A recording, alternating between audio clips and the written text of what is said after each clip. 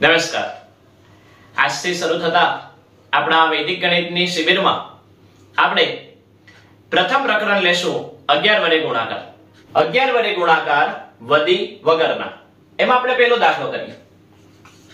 52 ગુણ્યા 11 કરવા છે.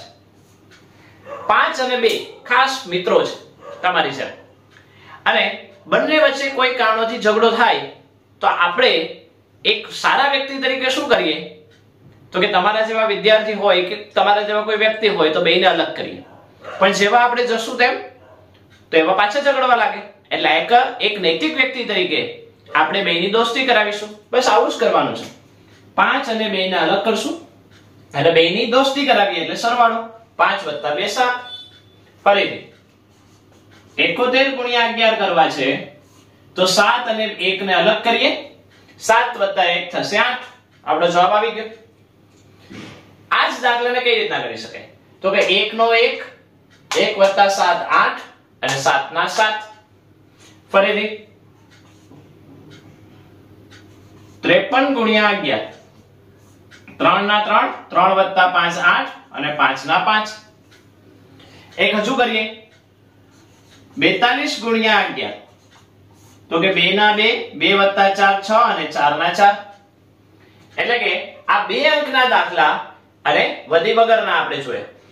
બધા જ દાખલાઓ જ્યાં આ બંને અંકનો સરવાળો 9 કરતા ઓછો થતો હોય તેને આપણે કહેશું વધી વગરના દાખલા. હવે જો સરવાળો 9 કરતા વધુ થતો હોય તો ચાલો આપણે જઈએ પ્રકરણ નંબર 2 1.2 માં. 93 ગુણ્યા 11. અહીંયા શું કરવાનું તો કે આ 3 ના 3, 3 + 9 તો કે 12. 12 નો બગડો મૂકવાનો ને 1 ને વધી તરીકે એના પછીનો જે સ્ટેપ છે એમાં આવશે.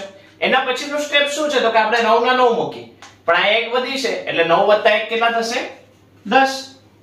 હજુ એક કરીએ 87 ગુણ્યા 11 તો કે 7 ના 7, 7 + 8 15 નો પાંચડો વધી 1. નેક્સ્ટ સ્ટેપ શું હતું 8 ના 8 મૂકશું પણ વધી 1 છે એટલે અહીંયા 8 + 1 થશે 9. હજુ એક દાખલો વધી વગરનો દાખલો 3 ના 3, 3 + 6 9 અને 6 ના 6. પણ અહીંયા જ જો વધી હોત તો